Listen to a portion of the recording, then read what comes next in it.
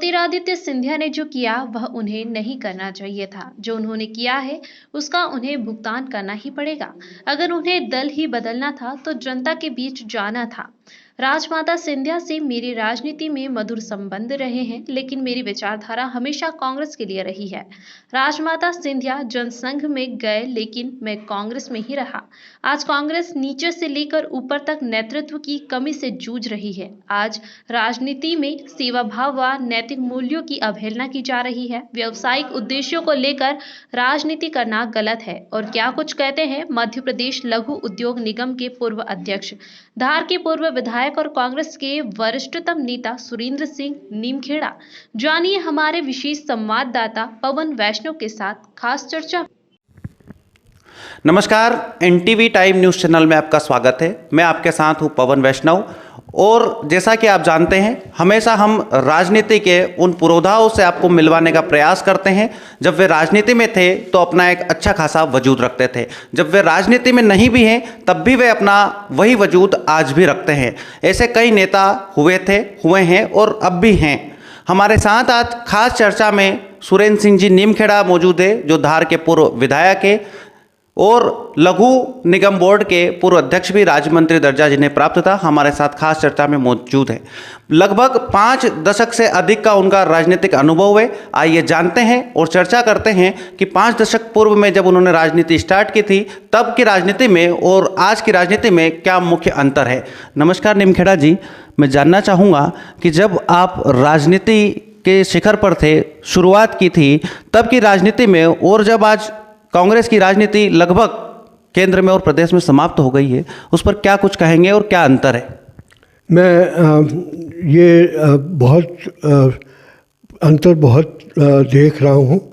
जब शुरू में राजनीति में आया, उस वक्त मुख्य भाव जो होता था वो सेवा का होता था। अब सेवा भाव बहुत क्षीण हो गया है। अब व्यक्तिगत उनका अभिलाषाएँ बहुत हो गई हैं और कुछ व्यावसायिक रूप राजनीति ले रही है। जब आपने राजनीति की शुरुआत की थी तो आप निर्दलीय प्रत्याशी के रूप में धार से आपने चुनाव लड़ा था, फिर कांग्रेस में भी आए। क्या कुछ अनुभव रहा आपका? मुझे पहले राजनीति का जो सबसे शुरुआती अनुभव था वो कांग्रेस के विरोध का था, और उसमें मुझे बड़े अच्छा मौका मिला। बहुत सी पार्टियाँ, जिसमें जनसंघ भी थी और कम्युनिस्ट पार्टी भी थी, सोशलिस्ट पार्टी, प्रजा सोशलिस्ट पार्टी और कांग्रेस के लोग भी थे। उनसे सबसे बड़ा अच्छा संबंध हुआ। लोगों से खूब मौका मिला मुझे, और हर पार्टी को जांचने का मुझे मौका मिला। और मैं उस आधार पर राजनीति करता रहा हूँ।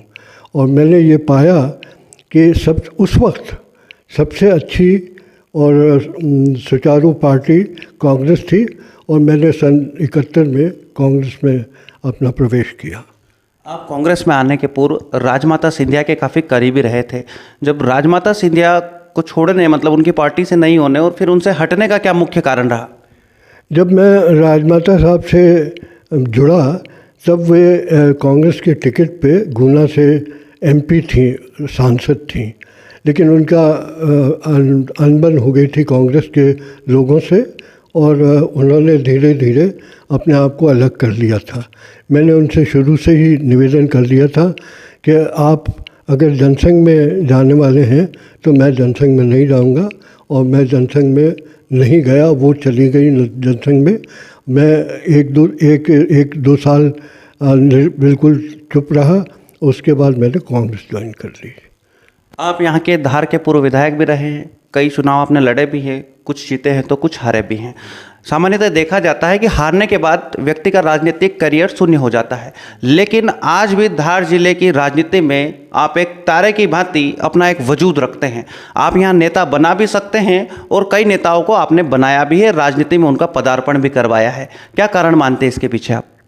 मैं अभी भी उसी सेवा भाव से काम करता हूँ। मुझे कांग्रेस से मैं अभी भी जुड़ा हूँ, हालांकि कांग्रेस की स्थिति काफ़ी बदल गई।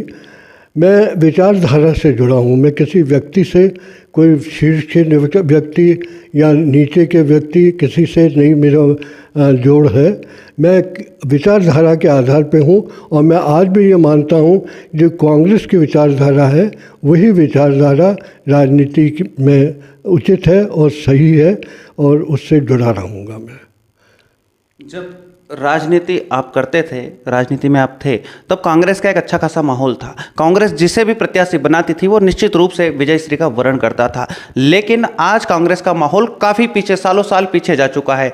कांग्रेस के नाम पर आज लोग वोट देना पसंद नहीं करते हैं। प्रदेश में कांग्रेस की बनी सरकार थी जिसे कांग्रेस संभाल नहीं पाई और गिर गई। प्रदेश के साथ साथ देश में भी भाजपा की ही सरकार है। कांग्रेस की सरकार न बनने का क्या कारण मानते हैं?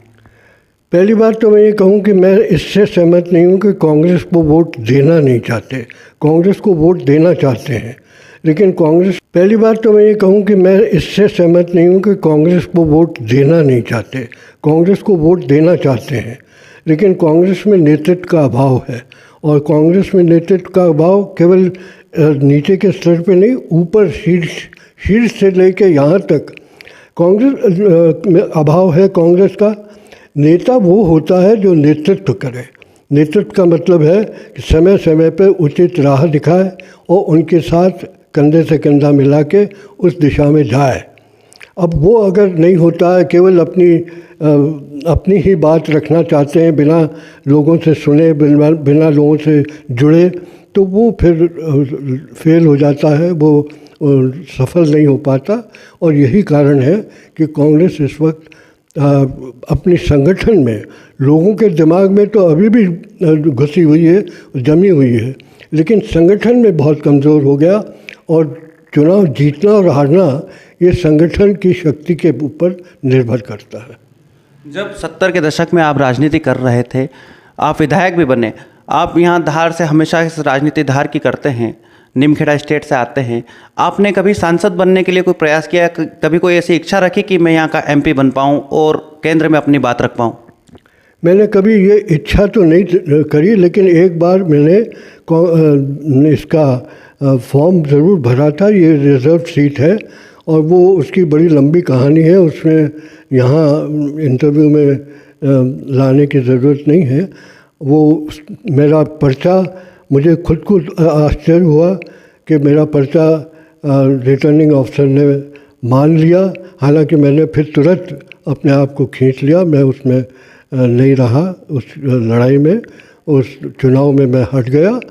तो वो किया गया था, मेरी पार्टी जो थी, जिसके नरेंद्र तिवारी और अर्जुन सिंह नेता थे, उन लोगों के दबाव में मुझे ये अपने लिए पर्चा भरना पड़ा था। वो मजबूरी का था। मुझे खुद को ये विश्वास था कि ये रिजेक्ट हो जाएगा, लेकिन ताज्जुब ये हुआ मुझे कि वो रिजेक्ट नहीं हुआ। एक बड़ा नेता है आप, कांग्रेस की राजनीति में बड़ा ओहदा भी रखते हैं। अर्जुन सिंह जी जो कि पूर्व मुख्यमंत्री थे, उनके काफ़ी करीबी रहे थे आप। दिग्विजय सिंह जी के भी काफ़ी कट्टर समर्थक माने जाते हैं, उनके भी करीबी हैं आप। क्या मानते हैं, भाजपा की सरकार निरंतर बनती चली जा रही है, प्रदेश में बनती चली जा रही है, केंद्र में बनती चली जा रही है, कांग्रेस की सरकार नहीं बनने का क्या कारण? देखिए, जैसा मैंने कहा कि जो बात शुरू में लागू थी सेवा भाव की, वही सेवा भाव तब जनसंघ और अब बीजेपी में था। अब बीजेपी का जो नज़रिया है वो बहुत, कांग्रेस का तो खैर मैंने जैसा कहा बदल गया, लेकिन बीजेपी का और भी ज़्यादा बदल गया। और उनका जो नज़रिया है वो कहीं भी अब केवल सेवा भाव का नहीं है, अब अथॉरिटेरियन हो गया। वो जो उनकी नेतृत्व है, जिसका शीर्ष नेतृत्व आरएसएस का है, मैं आरएसएस के बारे में बड़ा ताज्जुब में हूँ। वो अपने आप को कहते हैं हम सेवाभावी हैं, हम सेवक, वो सेवा की संस्था है, और लेकिन उनका लक्ष्य है राजनीतिक सत्ता पाना, और उस राजनीतिक सत्ता को पाने के लिए वो कहीं किसी भी स्तर पे जाने को तैयार है। कांग्रेस का एक बड़ा वोट बैंक होता है आदिवासी वोट बैंक। अब भाजपा भी उसको लुभाने का प्रयास कर रही है, आदिवासियों के लिए कई योजनाएं भी चला रही है, और भोपाल में प्रधानमंत्री नरेंद्र मोदी आए और आदिवासियों के लिए अनेक कार्यक्रम भी किए और आने वाले समय में भी करेंगे। और एक मांग उठ रही है कि भील प्रदेश मध्य प्रदेश को बनाया जाए और अगला जो मुखिया हो मध्य प्रदेश का वो आदिवासी समाज से ही हो। क्या ये संभव है और अच्छी राजनीति के लिए क्या ये होना चाहिए या नहीं होना चाहिए? ये जो मांग है ये मुझे अच्छी तरह याद है कि सन 80 से चल रही है। ये एक हमारे नेता थे झाबुआ के भूरिया साहब नाम, उनने ये शुरू की थी कि यहाँ पे आदिवासी बने। लेकिन मेरा ये मानना है कि ये जो कौन मुख्यमंत्री बने और कौन नेता रहे विधायक मंडल का, वो विधायकों का ही हक है और उन्हीं पे छोड़ देना चाहिए। वो जिसको चाहे वो आदिवासी हो चाहे गैर आदिवासी हो, उसको जिसको वो चाहें, जिसको वो अपना नेता माने, उसी को मुख्यमंत्री बनाना चाहिए। अच्छा, कांग्रेस फिर से सत्ता में आ जाए, फिर से विधायक बने, फिर से सांसद बने और फिर से कांग्रेस का कोई प्रधानमंत्री बने, उसके लिए कांग्रेस को क्या प्रयास करने होंगे, किस तरीके के बदलाव करने होंगे जिससे कि कांग्रेस फिर से राजनीति में स्थापित हो जाए? कांग्रेस में पहले काफ़ी प्रजातांत्रिक तरीके से नेतृत्व स्थापित हो जाए। कांग्रेस में पहले काफ़ी प्रजातांत्रिक तरीके से नेतृत्व होता था। सब प्रतिनिधि लोग मिलके अपना नेता चुनते थे। वो बात अभी काफ़ी सालों से बिल्कुल लुप्त है। कहीं कोई चुनाव नहीं होते हैं, कानाफूसी होती है, कान में कहा जाता है कि मुझे बना दो, इसको बना दो, और वो हो जाता है, बजाय इसके कि लोगों पे छोड़ दिया जाए। उनको अपने हक पे, हर प्रतिनिधि को अपना हक है, वो जो जिसको चाहे बनाए। अगर उस प्रणाली को फिर से कांग्रेस अपना ले, विचारधारा से कांग्रेस सबसे श्रेष्ठ संस्था है, तो उसको लोग अभी भी चाहते हैं। लोग चाहे वोट नहीं दे पाते क्योंकि कांग्रेस की संगठन शक्ति बिल्कुल कमज़ोर है और बिना संगठन की शक्ति के वोट नहीं मिलता। तो अगर आज भी वो अपने प्रजातांत्रिक तरीके पे आके संगठन को बना ले, तो अभी भी वो आ सकते हैं वापस अपने सत्ता में और देश का नेतृत्व कर सकते हैं। आप काफ़ी वरिष्ठ नेता है कांग्रेस के हैं, कांग्रेस बुरे हालातों से जूझ रही है। अब कांग्रेस पार्टी के जो कार्यकर्ता है उसमें सकारात्मकता का समावेश हो, उद्बोधन में आपके उद्बोधन से उनको ऊर्जा का समावेश हो, नई क्रांति मिले उनको, इसको लेकर आपके कार्यकर्ताओं को क्या कहना चाहेंगे?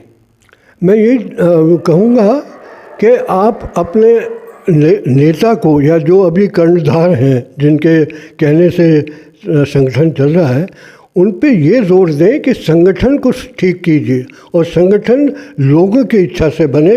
संगठन किसी के दबाव में या किसी के प्रेशर में या किसी के लिहाज में नहीं चल सकता। उसको पूरा तरह से प्रजातांत्रिक तरीके से अपना नेतृत्व चुनना चाहिए। और यही आप लोग जो आप लोग, मैं भी शरीक हूँ उसमें, मैं भी तो कार्यकर्ता ही हूँ कि हम कोशिश ये करें कि हम प्रजातांत्रिक तरीके से इस संस्था को फिर से पटरी पर लाएं। मेरा एक अंतिम सवाल है साक्षात्कार के इस अंतिम बेला में कि आपने जैसा शुरुआत में बताया था कि आप राजमाता सिंधिया जी के काफ़ी करीबी रहे थे, उनके समर्थक भी रहे थे, उनसे प्रेरित भी हुए थे, लेकिन उनके ही पोते हैं ज्योतिरादित्य सिंधिया जी जो कि कांग्रेस पार्टी के वरिष्ठ नेताओं की श्रेणी में आते थे, लेकिन अब भाजपा में जा चुके हैं। जब आपका उनसे नाता था तो आपने उनके साथ जाना उचित क्यों नहीं समझा? चाहते तो आप भी सिंधिया जी का समर्थन करके सिंधिया जी के साथ चले जाते और भाजपा की सदस्यता ले लेते, लेकिन ये नहीं करने का क्या प्रमुख कारण है? देखिए, ये कोई ऐसी नहीं है कि पीढ़ी दर पीढ़ी एक ही, अपने अपने विचार होते हैं और अपने विचार के हिसाब से लोग, ये ज़रूरी नहीं कि पिता का बेटा पिता ने जो किया वही करता रहे। तो अगर जैसे राजमाता जनसंघ में गई थी, उनका लड़का माधवराव जी सिंधिया वो कांग्रेस में थे और कांग्रेस में रहे, और अब ज्योतिरादित्य जी भी कांग्रेस में आए तो अपनी खुद की इच्छा के अनुसार आए। वो क्यों छोड़ के गए, इस पर बड़ा दुख भी हुआ। मेरा ये कहना है कि ऐसा करना नहीं चाहिए था उनको अगर ऐसा करना था इस्तीफ़ा देते, इस्तीफ़ा देके और फिर से मैदान में आते और फिर से जिस पार्टी में जाना चाहते हैं जाते। ये उन्होंने जो उदाहरण पेश किया है वो एक बड़ी उनकी ख्याति है, वो ठीक नहीं है। और मैं उनसे यह अभी विनम्र भाव से, वो बहुत बड़े आदमी है, मैं एक छोटा सा कार्यकर्ता हूँ, लेकिन अभी भी विनम्र भाव से कहूँ कि ये जो किया है उन्होंने वो गलत किया है और अपने परिवार को, अपने सिंधिया परिवार को ये ठीक नहीं रहेगा, इसका उनको भुगतान करना पड़ेगा। सिंधिया जी के साथ कई विधायक भी अपने पद को छोड़कर, अपने विधायक को त्यागपत्र देकर दूसरे दल में चले गए। इस अपने पद को छोड़ना कितना उचित है? जब एक निर्वाचित पद पर आप है, जनता ने आपको 5 साल के लिए निर्वाचित किया है, कितना उचित है? क्या स्वच्छ राजनीति के लिए ठीक है? ये बिल्कुल ही गलत बात है। मैंने जैसे अभी कहा कि पहले आप इस्तीफ़ा दे दीजिए। अगर आपका मन खराब हो गया है, आपके विचार बदल गए हैं, पहले इस्तीफ़ा दीजिए, फिर से मैदान में आइए। और निर्वाचन होते हुए ये करना बिल्कुल अनुचित है, अनैतिक है। तो ये थे हमारे साथ धार के पूर्व विधायक, लघु निगम बोर्ड के मध्य प्रदेश के अध्यक्ष रहे सुरेंद्र सिंह जी नीमखेड़ा, जिनसे हमने विभिन्न राजनीतिक मुद्दों पर चर्चा की, जाना कि कांग्रेस किस प्रकार से फिर से मजबूत हो सकती है, भाजपा को किस प्रकार से चुनौती दी जा सकती है और कांग्रेस के पीछे जाने के जो कारण रहे उन पर भी गंभीरता से चर्चा की। हमारे साथ बने रहिए।